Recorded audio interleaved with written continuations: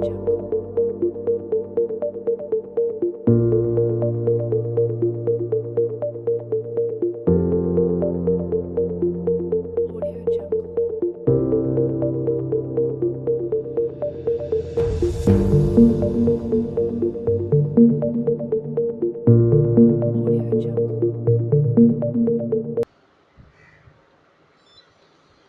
students, welcome back to the channel. So I hope you guys are doing absolutely fine. Last lecture में मैंने discuss किया था integration के basic type, जहाँ पे हम लोग ने डिस्कस किए थे जो अलजेब्रिक पार्ट था, और उसका हम लोग ने आगे पार्ट डिस्कस किया था वो था ट्रिग्नोमेट्रिक पार्ट. सो हम लोग ने अलजेब्रिक फंक्शंस देखे थे, ट्रिग्नोमेट्रिक फंक्शन देखेंगे. तो आज के लेक्चर में हम लोग क्या करने वाले, आज के लेक्चर में हम लोग इंट्रोड्यूस करेंगे एक्सपोनेंशियल फंक्शन. जो हम लोगों ने देखा था derivative of e raise to x था, ई रेस टू एक्स. वैसी ई रेक्स टू एक्स का डेरिवेटिव अगर ई रेक्स टू आता है तो उसका इंटीग्रेशन भी सेम आना चाहिए, क्योंकि कुछ भी फंक्शन में कुछ भी चेंजेस नहीं हो रही है. तो as it is e raise to x आना चाहिए, तो वो देखेंगे हम लोग. और बाद में इन्वर्स वाला फंक्शन देखेंगे, मतलब वन बाय एक्स का इंटीग्रेशन क्या होता है. ये बहुत इंपॉर्टेंट है, वन बाय एक्स वाला इंटीग्रेशन है ना, ये बहुत इंपॉर्टेंट है. उसके बाद हम लोग देखेंगे चेन रूल. जो इंटीग्रेशन में चेन रूल अगर आता है, फंक्शन के अंदर फंक्शन आता है, तो हम लोग क्या करेंगे वो वाला एक पार्ट देखेंगे. और नेक्स्ट वाला पार्ट जो रहेगा सबसे इंपॉर्टेंट पार्ट है, जो कि है डेफिनेट इंटीग्रल. हम लोग ने अब तक है ना इनडेफिनेट इंटीग्रल के बारे में पढ़ा था. इनडेफिनेट इंटीग्रल मतलब क्या था कि जहाँ पे हम लोग ने प्लस सी कंसीडर किया था, जब सॉल्व करने के बाद इंटीग्रेशन में प्लस सी कंसीडर किया था. तो अगर ये प्लस सी हट जाता है तो हम लोग क्या करते, कुछ लिमिट्स के बीच में चीज़ों को इंटीग्रेट करते. तो कोई चीज़, कोई लिमिट के बीच में अगर चीज़ों को इंटीग्रेट करेंगे तो वो वाला पार्ट बन जाता है हम लोग का डेफिनेट इंटीग्रल. तो हम लोग डेफिनेट इंटीग्रल के बारे में बात करेंगे, तो ये पूरा पार्ट हम लोग कवर करने वाले आज के लेक्चर में. सो सबसे पहले मैं बताना चाहूँगा कि जो ई रेस टू एक्स का जो डेरिवेटिव है, ई रेस टू एक्स का डेरिवेटिव, वो उसके बारे में बात करेंगे पहले. तो integration of e raise to x d x, ये आता है e raise to x plus c. E raise to x का derivative e raise to x का था, तो वैसे ही अगर इंटीग्रेशन करेंगे तो भी सेम आएगा. और एक पार्ट, सबसे important part, one by x का इंटीग्रेशन. लॉग एक्स का डेरिवेटिव होता है वन बाय एक्स, तो वन बाय एक्स का इंटीग्रेशन क्या आएगा, लॉग एक्स प्लस सी. क्लियर है, ये दो पार्ट समझ में, दोनों पार्ट समझ में आया. तो आगे हम लोग इसके बेसिस के ऊपर न्यूमेरिकल सॉल्व करेंगे, कि ये वाला पार्ट के ऊपर हम लोग न्यूमेरिकल सॉल्व करने का ट्राई करेंगे. सबसे पहला numerical y equals to x plus one by x. इसका इंटीग्रेशन करने का है. लिमिट दिया नहीं मुझे, कहाँ से कहाँ तक इंटीग्रेट, उसका लिमिट नहीं दे, तो ये इनडेफिनेट इंटीग्रल हुआ. तो मुझे बताओ, एक एक टर्म को इंटीग्रेट करूँगा. X d x plus one by x d x. तो एक्स डी एक्स क्या होता है, x one plus one upon one plus one plus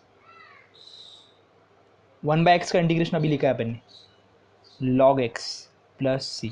तो आएगा x square by two plus log x plus C. Clear है, ये मेरा Y की वैल्यू आएगी.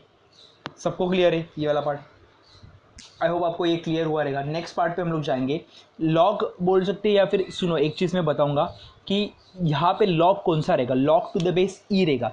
तो इसको कभी कभी ना हम लोग ऐसे भी रिप्रेजेंट कर सकते हैं, एल एन. अभी एल एन क्यों, देखो हम लोग जब भी ट्रिग्नोमेट्री की बात करते, सॉरी हम लोग कभी भी कैलकुलस की बात, कैलकुलस मतलब क्या, डेरिवेटिव इंटीग्रेशन की बात करते, तभी जब भी डेरिवेटिव करेंगे या फिर इंटीग्रेट करेंगे, तो जो लॉगरिथमिक फंक्शन आने वाला है वो टू द बेस ई आता है हमेशा हमेशा. अगर अगर लॉग टू द बेस ई को लॉग टू द बेस 10 के फॉर्मेट में कन्वर्ट करने का रहेगा, तो मुझे मल्टीप्लाई करना पड़ता है किससे, 2.303, किससे, 2.303. ये वाला पार्ट आपका हुआ रहेगा, मैथमेटिक्स में हुआ रहेगा. नहीं हुआ रहेगा तो भी कुछ इतना इंपॉर्टेंट नहीं है. सिर्फ इतना याद रखना है कि लॉग टू द बेस ई को लॉग टू द बेस 10 में कन्वर्ट करने के लिए किससे मल्टीप्लाई करना पड़ेगा, 2.303. मैं अभी क्या बता रहा हूँ सुनो. जब भी हम लोग कैलकुलस का बात करते हैं, कैलकुलस में दो पार्ट आता है. सबसे पहला पार्ट था डेरिवेटिव, उसके नेक्स्ट वाला पार्ट था इंटीग्रेशन. तो हम लोग डेरिवेटिव और इंटीग्रेशन की अगर बात करते हैं, तो हम लोग कोई भी चीज़ को अगर डेरिवेटिव करेंगे और इंटीग्रेशन करेंगे और उसका वैल्यू अगर लॉग आता है, तो वो लॉग टू द बेस ई होता है, ना कि लॉग टू द बेस 10 होगा. समझ में आ रहा है क्या? तो लॉग टू द बेस ई होगा, इसलिए उसको लिखते हैं एल एन. इसको बोलते हैं नेचुरल लॉग. क्या बोलते हैं इसको, नेचुरल लॉग. समझ में आ रहा है? पहले कॉपी करो, ये वाला पार्ट कॉपी कर लिया आपने. नेक्स्ट न्यूमेरिकल के ऊपर बढ़ते. नेक्स्ट न्यूमेरिकल क्या देखते, ध्यान दो बराबर से. नेक्स्ट न्यूमेरिकल, इसमें ई रेस टू एक्स का जिक्र किया जाएगा. तो हम लोग बात करेंगे integration of sine x plus e raise to x minus 1/x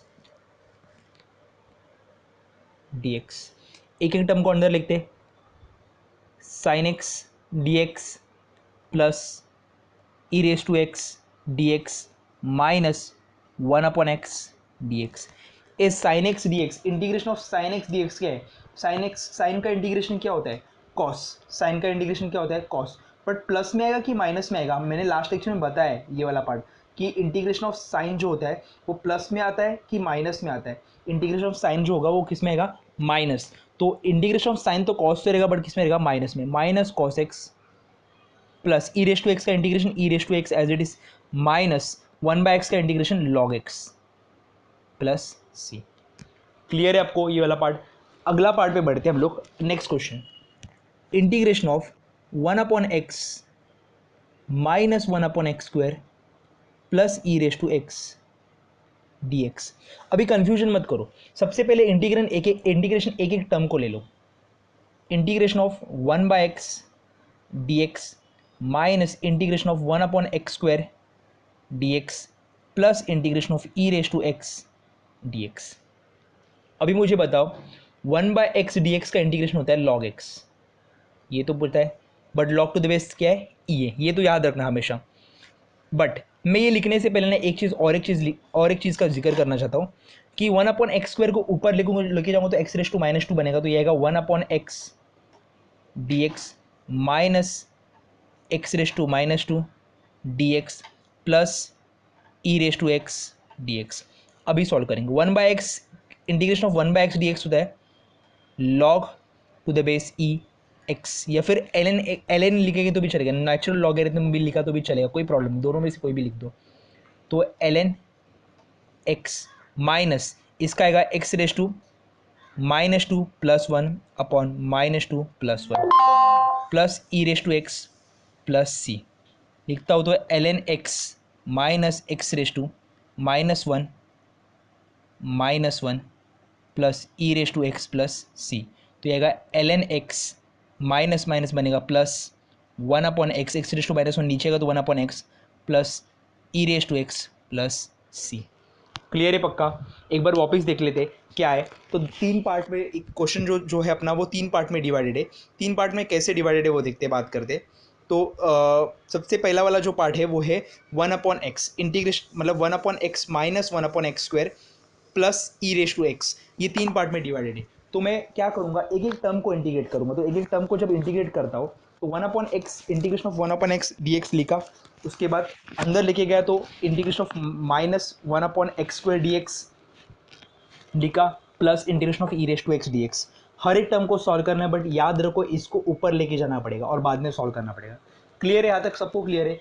अभी अगला पार्ट पे जाते हैं। अगला पार्ट मतलब क्या, जब भी हम लोग ने इंटीग्रेशन डेरिवेटिव में बात किया था और चेन रूल की बात की थी, तो चेन रूल की अगर हम लोग बात करते थे तो उसमें था फंक्शन के अंदर एक फंक्शन था, बराबर है? फंक्शन के अंदर एक फंक्शन था, मतलब कैसे था देखते, ध्यान दो। अभी फंक्शन के अंदर फंक्शन जो था वो कैसे सॉल्व करते थे हम लोग, देखिए ध्यान दो। जब भी यहाँ पे ऐसे लिखा था साइन 4x का डेरिवेटिव, ये था cos 4x into d/dx of 4x।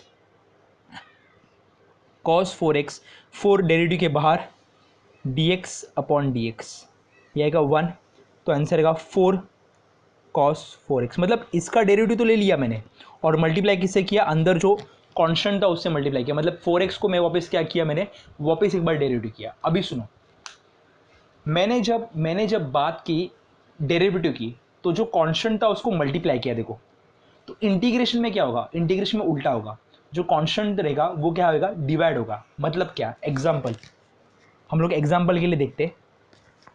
Suppose मैं इन टर्म्स ऑफ ए के टर्म्स में बात करूंगा, सपोज ए के टर्म्स में बात करूंगा तो कैसे बनता है ये देखते। लिखता हूं मैं ऐसे कुछ, sine of integration of sine of a x d x. A x मतलब कुछ भी हो सकता है टर्म, क्या आएगा, साइन एक्स का डेरिवेटिव बोलो minus cos x upon a plus c. देखो ना अंदर ए एक्स है तो अगर डेरिवेटिव होता तो मल्टीप्लाई बाय ए आता था, बट अगर यहाँ पे क्या है, इंटीग्रेशन है, तो इंटीग्रेशन रहेगा तो डिवाइड बाय क्या आएगा, ए। क्लियर है सबको? ये वाला पहला वाला पार्ट हो गया। इसके बाद हम लोग आगे कॉस का भी डेरिवेटिव लेके देखेंगे। Integration of cos of a x d x, अंदर एक्स से क्या नहीं है, तो इधर साइन ए एक्स तो आएगा जो अपने को पता है, और डिवाइड करूंगा किससे, ए से। अपन ने वहाँ पे मल्टीप्लाई किया था, डेरिवेटिव में मल्टीप्लाई किया था, यहाँ पे क्या कर रहे हैं, इंटीग्रेशन में क्या कर रहे हैं, डिवाइड कर रहे हैं। उल्टा करेंगे, उल्टा, सब कुछ उल्टा हो जाएगा। क्लियर है? अभी सपोज मैं ऐसे बात करता हूँ, integration of sine of a x plus b बराबर है डी एक्स। मुझे बताओ अगर यहाँ पे डेरिवेटिव होता तो साइन का डेरिवेटिव कॉस होता, बराबर है। इंटीग्रेशन है मतलब साइन का इंटीग्रेशन क्या आएगा, माइनस कॉस, ये बात कर चुके हम लोग, ए एक्स प्लस बी बराबर है, प्लस सी तो इधर रहेगा पक्का, अपॉन ए। मुझे बताओ अंदर एक्स था क्या, नहीं, अंदर क्या है, ए एक्स प्लस बी, तो ए एक्स प्लस बी का डेरिवेटिव क्या आएगा, ए डेरिवेटिव ए कॉन्स्टेंट डेरिवेटिव के बाहर, D x by d x कितना आएगा, 1, कॉन्स्टेंट का डेरिवेटिव कितना आएगा, 0, तो नीचे डिवाइड करूंगा किससे, ए से। डेरिवेटिव में मल्टीप्लाई करता होता ए से, इंटीग्रेशन में डिवाइड करूंगा किससे, ए से। क्लियर है क्या? वापिस अगर मैं बात करूंगा कॉस का, cos of a x plus b d x क्या आएगा बताओ, ये आएगा sine of a x plus b upon a plus C. Clear है पक्का ये वाला पार्ट? आगे वाले पार्ट पे जम करते हैं। आगे वाला पार्ट क्या रहेगा, अगर हम लोग सेक और कॉसेक की बात करते हैं तो यहाँ पे अगर हम लोग इंटीग्रेशन लिखते हैं सेक स्क्वायर इसी फॉर्म में, a x plus b d x क्या आएगा, सेक स्क्वायर का derivative tan x, tan a x plus b upon a x plus b. अगर डेरिवेटिव के फॉर्म में लेता तो मल्टीप्लाई बाय ए करता था, अगर इंटीग्रेशन की फॉर्मेट में लिखता तो डिवाइड बाय क्या आएगा, ए प्लस सी। क्लियर है? सेम अगर मैं बात करूंगा कोसेक स्क्वायर एक्स का तो क्या आएगा, integration of cosec square a x plus b d x. Same कर रहे हैं, integration minus cot a x plus b plus c upon नीचे डिवाइड बाय क्या आएगा, ए। समझ में आ रहा है? अभी थोड़ा ट्विस्ट करते हैं, integration of e raise to 3x d x क्या आएगा बताओ। डेरिवेटिव होता तो लिखते थे e raise to 3x into derivative of 3x, chain rule के हिसाब से। यहाँ पे x नहीं था, वो क्या था, एफ ऑफ एक्स था, तो वापिस मैंने क्या किया, multiply by D x, derivative of D x किया था चेन रूल के हिसाब से। अभी यहाँ पे क्या आएगा, यहाँ पे है इंटीग्रेशन, तो इंटीग्रेशन में वहाँ पे अगर डेरिवेटिव में अगर मल्टीप्लाई हो रहा था तो इंटीग्रेशन में क्या आएगा, डिवाइड होगा, तो क्या आएगा, e raise to 3x upon 3 plus C. Clear है पक्का? अगर मैं बात करूंगा ए एक्स प्लस बी के फॉर्मेट में तो e raise to a x plus b d x को लिखूंगा e raise to a x plus b upon a plus c. समझ में आ रहा है? ये बेसिक कुछ टाइप है, मैंने बताया। बेसिक टाइप किसके है, ये बेसिक टाइप इंटीग्रेशन के है, जहाँ पे हम लोग चेन रूल का यूज़ कर रहे हैं, चेन रूल का यूज़ कर रहे हैं। अभी एक लास्ट पार्ट का बात करेंगे। मुझे बताओ integration of 1 upon a x plus b क्या आएगा। देखो 1 अपॉन एक्स का इंटीग्रेशन था ln x या फिर log to the base e x, इसका इंटीग्रेशन क्या रहेगा, देखो ये 1 अपॉन एक्स के फॉर्मेट में, बट एक्स के साथ क्या है, ए एक्स प्लस बी है, तो इसको एक फंक्शन कंसीडर किया, तो इसका फंक्शन क्या रहेगा, उसका log x था, 1 अपॉन एक्स का इंटीग्रेशन log x था, तो यहाँ पे क्या रहेगा, 1 upon a x plus B का इंटीग्रेशन का log x के बदले, इधर x था उसके बदले आया ए एक्स प्लस बी, बराबर है।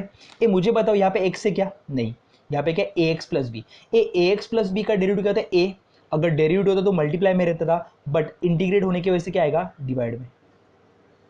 क्लियर है पक्का? मैं वापिस ये वाला पार्ट रिपीट करता हूँ, लॉग वाला पार्ट एक बार देख लेते हैं कि कैसे कैसे किया है मैंने वो। तो लॉग वाला पार्ट की अगर बात करेंगे हम लोग, तो लॉग वाले पार्ट में क्या आएगा, 1 upon a x plus B का बात करते हो अगर, और एक चीज़ यहाँ पे डी एक्स आएगा पहली बात तो। और एक चीज़ बताना चाहूँगा कि नॉर्मली क्या होता है, नॉर्मली यहाँ पे ए रहता है। नॉर्मली क्या होता है, नॉर्मली कोई भी क्वेश्चन में जाओगे ना तो यहाँ पे ए होता है। मतलब कैसे, मैं बताता हूँ आपको कि एग्जाम में कैसे पूछा जाएगा, मतलब जो आपको मैथमेटिक्स में देखना है वो कहाँ पे रहेगा, मैं बताता हूँ। वापस ये क्वेश्चन सॉल्व करता हूँ। अब आपने ये कॉपी कर लिया, पूरा कॉपी कर लिया, मैं दिखाता हूँ। इसमें इसको बोलते सब्स्टिट्यूशन रूल बोलते हैं। सब्स्टिट्यूशन में क्या होगा देखते, ध्यान दो। सब्स्टिट्यूशन कैसे करने वाले हैं, सेम पार्ट है बट कैसे सब्स्टिट्यूशन करेंगे वो देखेंगे हम लोग।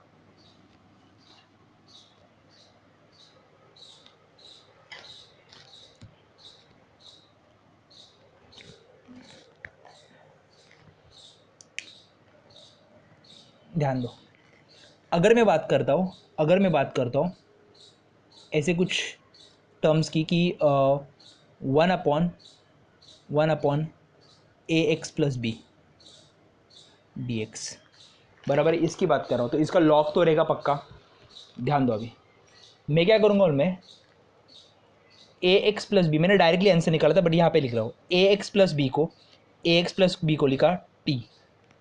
अगर मैं इसका डेरिवेटिव करता हूँ तो कहता है a d x by d x plus d by d x of b equal to d t upon d x. अभी मुझे इसका आंसर है 1, तो a equal to d t upon d x, तो a into d x equal to d t, बराबर है। तो यहाँ पे क्या करूँगा, यहाँ पे डी एक्स से बराबर है, मेरे को चाहिए ए इंटू डी एक्स लिखेगा तो मेरे को मिलेगा डी टी, इधर है क्या नहीं, तो मैं मल्टीप्लाई एंड डिवाइड क्या करूँगा ए से, तो यहाँ पे आएगा integration of 1/a into a d x upon a x plus b. देखो यहाँ पे मल्टीप्लाई बाय ए किया तो डिवाइड बाय ए किया, ए एक्स डी एक्स क्या होता है D T, 1/a constant derivative के इंटीग्रेशन के, ए एक्स प्लस बी क्या है टी, ए 1/t डी टी क्या आएगा, 1/x dx था, इंटीग्रेशन ऑफ 1/x dx था क्या log ऑफ x, तो इंटीग्रेशन ऑफ 1/t dt क्या रहेगा बताओ, ये आएगा 1/a into ln t plus सी।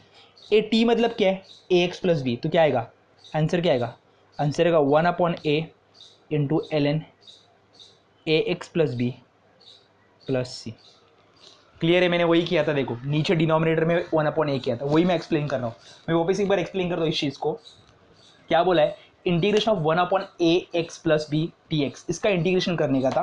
तो मैंने क्या किया, मैं डायरेक्टली भी कर सकता हूँ, डायरेक्टली इस स्टेप पे भी जंप मार सकता हूँ, इसके आगे वैसे ही करना है आपको, डायरेक्टली जंप मारना है कि 1/a एक्स प्लस बी का इंटीग्रेशन रहेगा लॉग या फिर ln ए एक्स प्लस बी अपॉन ए, खत्म, प्लस सी लिखना है वो तो, क्योंकि वो इनडेफिनेट इंटीग्रल है। मेरे को बताओ integration of 1/a x plus b d x को मैंने 1/a एक्स प्लस बी, जो ए एक्स प्लस बी वाला पार्ट है उसको लिखा टी, पूरे टर्म को डिफ्रेंशिएट किया, तो a d x by d x plus b d by d x of b equal to d t by d x, क्योंकि ये टी इसके ऊपर डिपेंड है, ये कांस्टेंट नहीं है, देखो ना एक्स की वैल्यू चेंज होगी तो टी की वैल्यू भी चेंज होगी, तो उसका डेरिवेटिव कर सकते हैं हम लोग, मैं इधर एक्स लिखता हूँ, उसका डेरिवेटिव कर सकते हैं, बराबर है। A d x by d x कितना आएगा, ये 1 आएगा, d b by d x ये कॉन्स्टेंट है तो डेरिवेटिव कितना आएगा 0, तो a equal to d t by d x, बराबर है, ये डी एक्स इधर गया तो क्या आएगा a into d x equal to d t, बराबर है। ए बट मुझे यहाँ पे सिर्फ डी एक्स है, ए क्या मल्टीप्लाई में नहीं, तो मल्टीप्लाई एंड डिवाइड बाय क्या करूँगा ए, देखो मल्टीप्लाई एंड डिवाइड बाय क्या किया ए, तो ए इंटू डी एक्स क्या बन गया डी टी, लिखा d t, a x plus b क्या बन गया टी, तो आएगा 1/a integration of d t upon t, integration of d t upon t होता है l n t 1/a as it is plus c, t के बदले क्या लिखूंगा ए एक्स प्लस बी लिखा, आंसर आ गया। क्लियर है पक्का आपको। नेक्स्ट क्वेश्चन के ऊपर जाते हैं, नेक्स्ट क्वेश्चन जो रहेगा वो इंपॉर्टेंट रहेगा, हम लोग न्यूमेरिकल पे जा रहे हैं, न्यूमेरिकल क्या है देखते हैं, चलो समझ में आया सबको ये वाला पार्ट, कॉपी कर लो, रिवाइंड करके आप कॉपी कर सकते हो पूरा एज इट इज। ध्यान दो, अभी नेक्स्ट वाला पार्ट क्या है, नेक्स्ट वाले पार्ट में हम लोग बात करेंगे कि जहाँ पे हम लोग जो अभी हम लोगों ने चेन रूल देखा उसकी बात करेंगे, तो चेन रूल वाला पार्ट क्या है देखते हैं, ई raise to 2x plus 1/x², इसका इंटीग्रेशन करना है, एक एक टर्म को इंटीग्रेशन करेंगे, क्या आएगा बताओ, integration of e raise to 2x dx plus integration of x raise to -2 dx, x² को ऊपर लेके गया, ये आएगा integration of e raise to 2x आएगा e raise to 2x upon 2 plus इसका इंटीग्रेशन आएगा x raise to -2 plus 1 -2 plus 1 plus सी, तो ये आएगा e raise to 2x upon 2 plus x raise to minus one upon minus one plus c, ये आएगा e raise to two x upon two minus x raise to minus one plus c. इसको लिखूंगा e raise to two x upon two minus one upon x plus C. Clear है पक्का ये वाला part? मैं वापस रिपीट करता हूँ, ई रेस टू टू एक्स और वन अपॉन एक्स स्क्वायर का कॉम्बिनेशन है। इंटीग्रेशन जो जो ये रहने वाला इंटीग्रेशन का जो टर्म रहेगा वो डी एक्स रहेगा। एक एक टर्म को इंटीग्रेट कर रहे, integration of e raise to two x into d x plus integration of one upon x square को ऊपर लेके गया तो x raise to minus two बनता है, डी एक्स लिखा। अभी e raise to two x d x क्या होता है? E raise to two x upon two लिखा, e raise integration of x raise to minus two लिखा, x raise to minus two plus one upon minus two plus one plus c. Solve करूंगा तो ये आएगा e raise to x upon two लिखा plus x raise to minus one upon minus one plus c लिखा। Solve करूंगा तो ये x raise to minus one नीचे आएगा तो वन अपॉन एक्स बनेगा। सबको समझ में आ रहा है क्या? नेक्स्ट वाले पार्ट पे बढ़ते हैं। नेक्स्ट वाला पार्ट थोड़ा और कॉम्प्लिकेट कर रहे हैं हम लोग। और कॉम्प्लिकेट मतलब क्या? ध्यान दो, दो टर्म को साथ में लेके आने वाले वापिस सेम चीज़। वहाँ पे क्या करेंगे मैं, दिया है मुझे y को इंटीग्रेट करना है one upon two x plus three plus cos of four x plus three d x. एक एक टर्म को इंटीग्रेट करेंगे, two x plus three d x plus cos of four x plus three d x. ये मुझे बताओ इसका integration क्या रहेगा? एल एन बोलो, two x plus three upon two plus cos का integration sine of four x plus three upon four plus c. देखो ये अंदर का डेरिवेटिव अगर रहता तो मल्टीप्लाई बाय फोर करते, तो यहाँ पे क्या है, डिवाइड बाय फोर करें। क्लियर है क्या? पक्का फाइनल आंसर यही है। आपको ज़्यादा कुछ सोचने की जरूरत नहीं, डायरेक्टली इंटीग्रेट करना है। सिर्फ अंदर फंक्शन के अंदर फंक्शन अगर रहता है तो हम लोग डेरिवेटिव में करते थे मल्टीप्लाई, तो इंटीग्रेशन में क्या करेंगे? डिवाइड। इंटीग्रेशन में क्या करेंगे? डिवाइड। क्लियर है क्या? पक्का। आगे हम लोग बढ़ते, आगे वाला पार्ट क्या रहेगा? आगे वाला पार्ट थोड़ा इंपॉर्टेंट है। थोड़ा इंपॉर्टेंट मतलब क्या है? इसको इसका नाम रहेगा, हम लोग अभी खत्म कर दिए। कौन सा वाला पार्ट हमने? इंटीग्रेशन ऑफ जो अपना नॉर्मल था, जो वन अपॉन एक्स का इंटीग्रेशन किया, ई रेस टू एक्स किया, बाद में ट्रिग्नोमेट्रिक की बात की हम लोगों ने, बाद में अपना एल्जेब्रिक का बात किया हम लोगों ने चेन रूल को कैसे यूज़ करना है इंटीग्रेशन में। चेन रूल नहीं बोलते उसको, बट पता होना चाहिए कि कैसे यूज़ करना है, वो वाला पार्ट हम लोगों ने यूज़ किया। मतलब फंक्शन के अंदर फंक्शन रहेगा तो कैसे सॉल्व करना है, वो वाला पार्ट हम लोगों ने डिस्कस किया। अभी नेक्स्ट वाला जो पार्ट रहेगा हम लोग बात करेंगे वो रहेगा डेफिनेट इंटीग्रल। डेफिनेट इंटीग्रल मतलब क्या होता है? ध्यान दो, ये थोड़ा अपने को एप्लीकेशन पॉइंट ऑफ व्यू में आएगा आगे। इसके पहले क्या था मन में? इसके पहले हम लोगों का था कि हम लोगों को इंटीग्रेशन करते जाना था, हम लोगों को लिमिट नहीं पता था कि कहाँ से कहाँ तक इंटीग्रेट करना है। मतलब हम लोग area under the curve, limit integration को क्या बोलते थे? Area under the curve. अभी एरिया अंडर द कर्व कहाँ से शुरू होगा और कहाँ पे खत्म होगा ये मुझे पता नहीं था, इसलिए हम लोगों ने कॉन्स्टेंट इंट्रोड्यूस किया था। तो ये कुछ भी हो सकता था कॉन्स्टेंट, बट अभी हम लोग उसको लिमिट को फिक्स कर रहे हैं। मतलब अगर ये मेरा एरिया रहेगा तो इसके नीचे का एरिया मैं निकालूंगा x1 से लेके x2 तक। क्लियर है? x1 से लेके x2 तक, यहाँ तक का एरिया निकालूंगा। अभी ध्यान दो, अगर ये ओरिजिन है, ये होता है पूरा x1 तक का एरिया, ये होता है मेरा पूरा x2 तक का एरिया।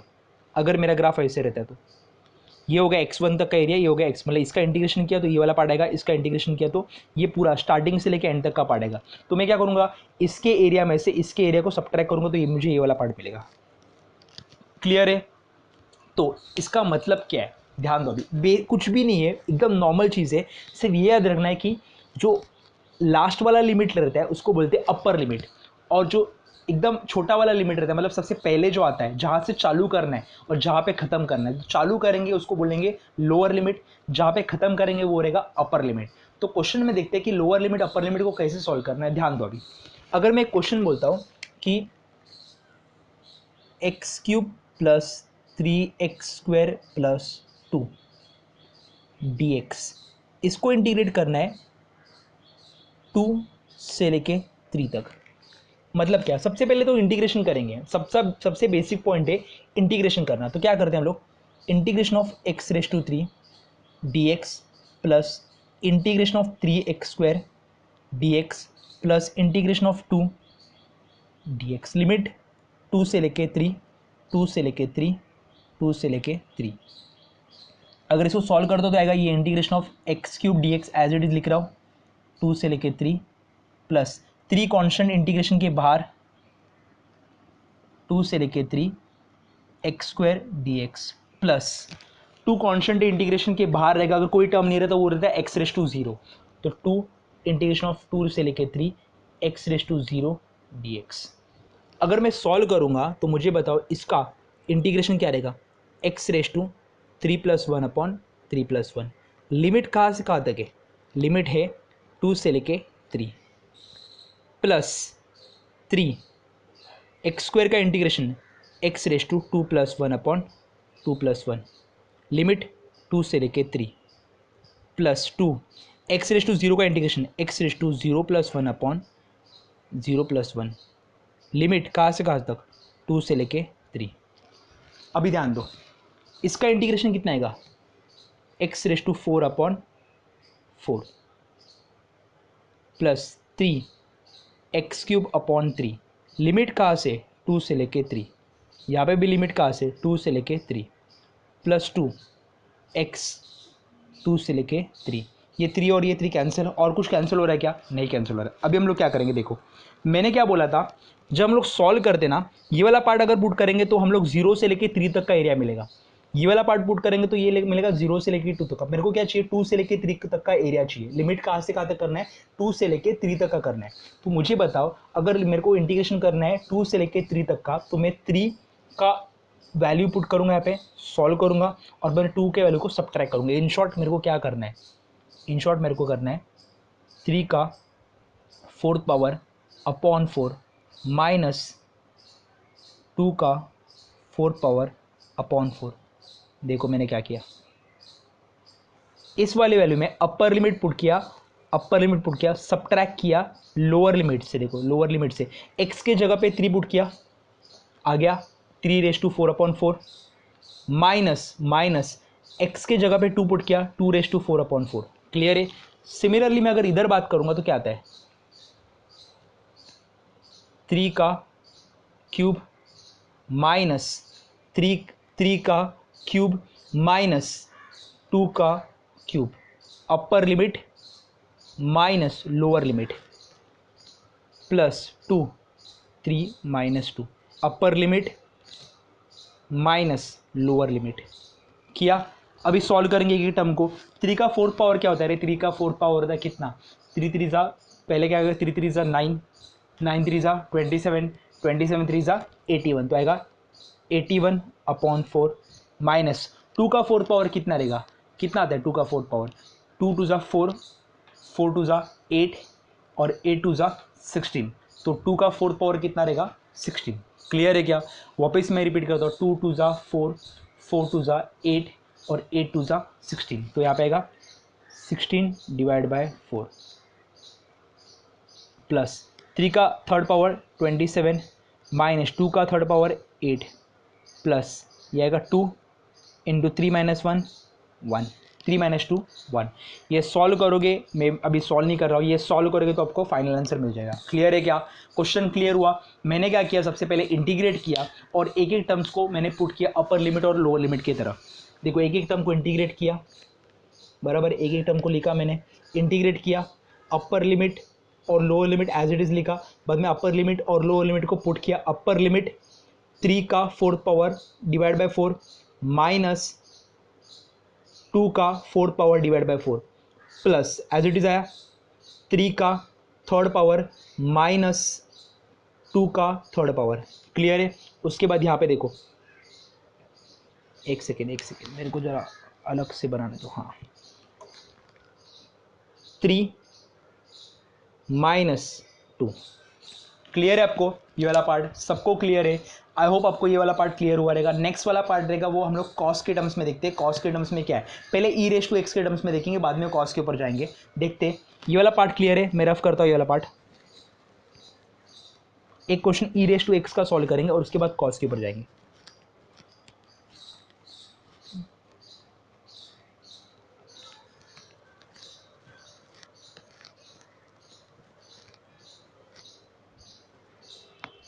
ध्यान दो, अगर मैं क्वेश्चन नंबर 2 की बात करता हूँ, ये डेफिनेट इंटीग्रल का पार्ट है।